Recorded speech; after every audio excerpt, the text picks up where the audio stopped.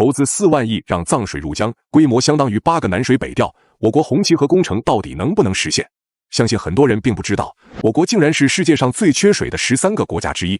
全国660座城市中有400座供水量不足，还有110座严重缺水。特别是华北地区水资源紧缺问题已经严重影响到国家的发展。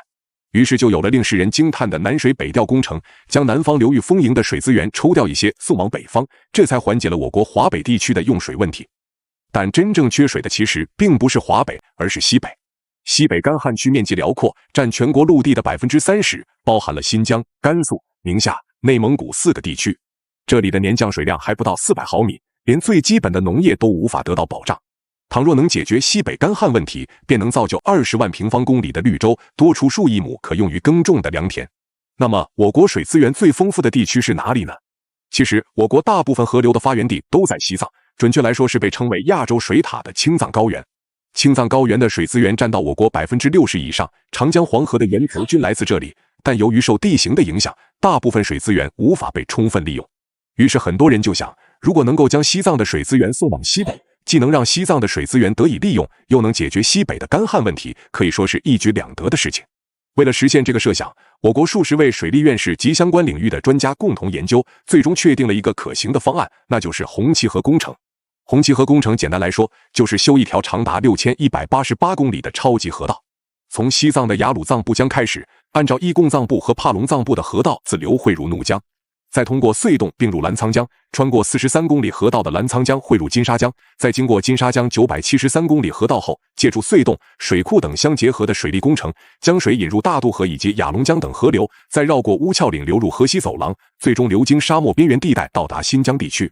红旗河工程预计年调水量600亿立方米，可以说一旦红旗河工程得以实施，那么它将是全世界调水数量最大、河道最长、难度最高的水利工程了。当然了，如此逆天的调水工程所面临的困难自然也是前所未有的。首先，红旗河工程预计总投资4万亿，相当于8个南水北调的投入。虽然我国稳居世界第2经济体的保卫，但如此巨大的资金一时半会儿也很难拿得出来。其次，根据红旗河工程的线路图来看，沿途会通过地震带、泥石流等各种自然灾害多发区域，而这些地段都需要借助隧道、渡槽、水渠等工程才能流通，建造难度远超我国任何一项工程。最后还得考虑到地质问题和生态环境问题，毕竟如此巨大的工程多少会影响到周围的生态。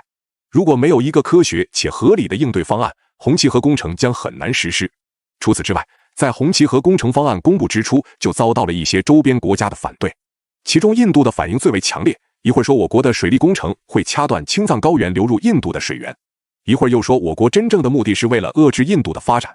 虽说印度及周边国家大多数河流都是发源于喜马拉雅山，但是红旗河工程所取的水源压根就不会影响到其他国家的水资源。